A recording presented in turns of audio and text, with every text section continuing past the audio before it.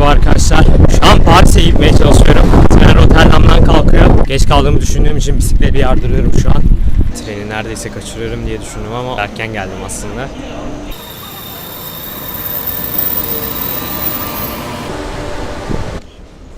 I'm looking for carriage 15.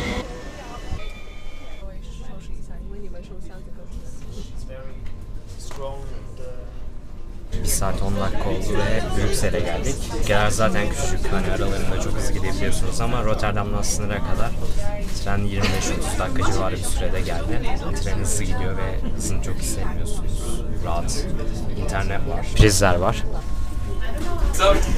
Paris hava Deftekinden daha soğuk olduğu için Rotterdam'da gezmeye devam edeceğim. Ki Paris havanın Deftekinden soğuk olması da garip bir şey. Paris'teyim, trenden indim ve metro gibi bir şeye aktarma yaptım. Tramvayları eski ama bir o kadar da hızlı. Aracın sesi bile duyuyorsunuz. Paris'te havalar soğuk. Hava o kadar soğuk olmayacak diye ince çıktım tabi Hollanda'dan. Üstüme çok bir şey almadım.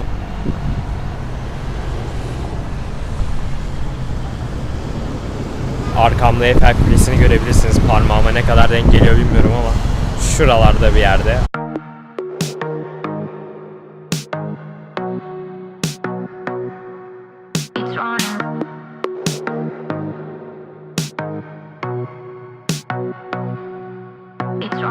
It can be easy holding fast on our dreams.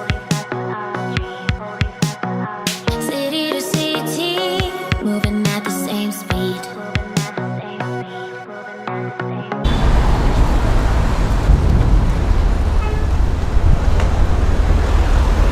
Kışın tatile çıkmak ne kadar ilginç ya. İlk kez bu aylarda tatile çıkıyorum. O yüzden hani yurt dışındayken havanın bozuk olması biraz garibime gidiyor.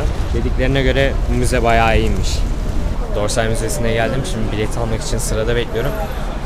Bu hafta sonu kalabalık olmasını bekliyordum ama değil. Her ay bir hafta sonu sanırım Paris'teki müzeler ücretsiz oluyor.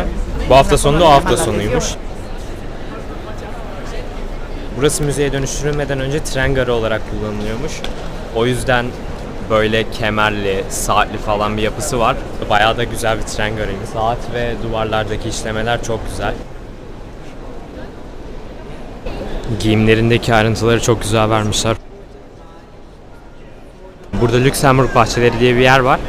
Bu heykel buraya getirilmeden önce oradaymış.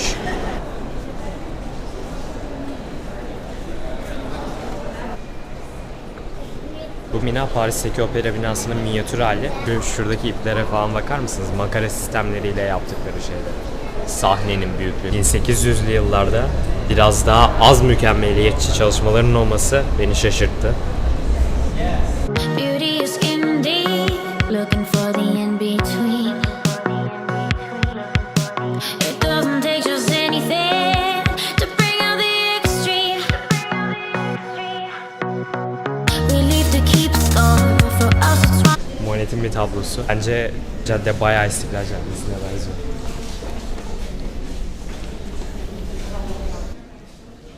Monet'ten bir de böyle çek, bir de böyle çek. Rodin'den bir heykel.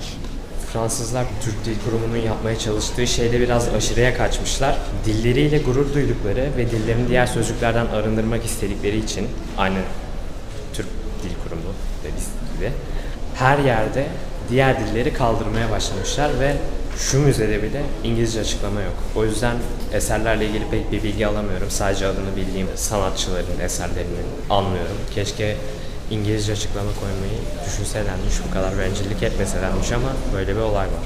For us it's run and go. For us it's all we know. It's run and go. We think ahead out of force out. Size de biraz Osmanlı'nın son zamanlarında yapılan Osmanlı saraylarını andırdı mı? We run and go. For us it's in our bones. It's run and go.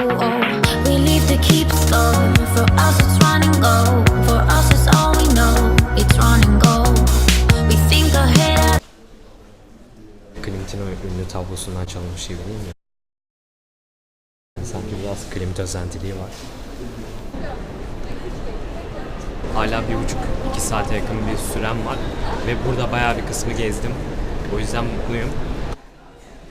Arkasında İsa'nın çarmıha gerildiği birinin tablosunu yapmak da bayağı psikodelik bir olay.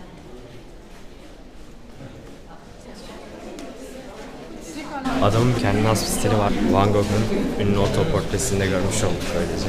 Force out, we run and go. For us, it's in our bones. It's run and go. Garı çok özenerek yapmışlar. Bilmiyorum neden müzeye dönüştürüldü. Belki de çok güzel değil mi?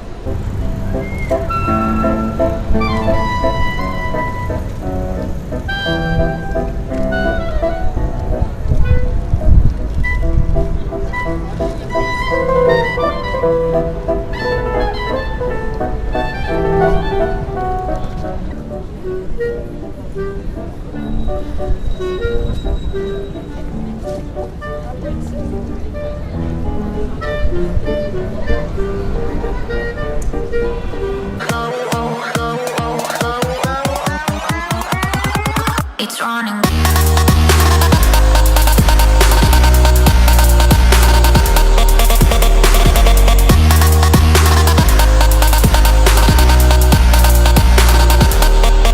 Bir saatimi parkta gezerek harcadım.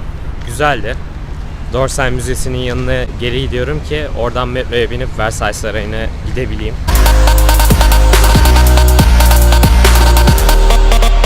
It's running. Köprüye çok fazla astıkları için köprü çökme tehlikesiyle karşı karşıya kalmış. O yüzden kilitleri kırarak çıkarıyorlar. Versailles Sarayı'na geldim. Normalde giriş 24 euro çünkü bu özel bir şok. Ama kadının biri bana bedava bilet verdi. Çok sevindim o yüzden.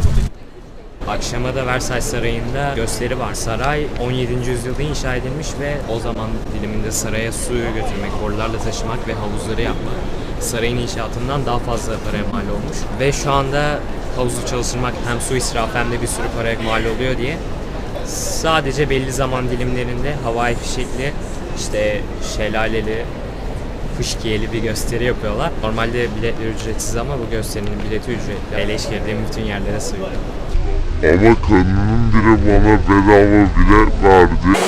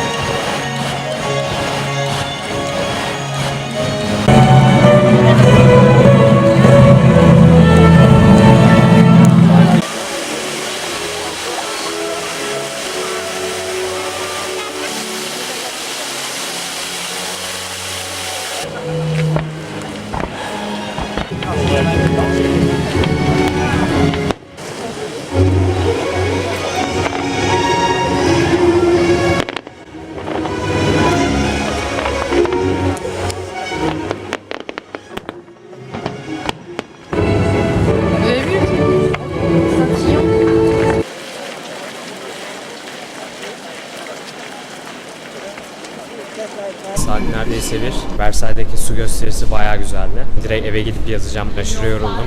Sabah görüşmek üzere.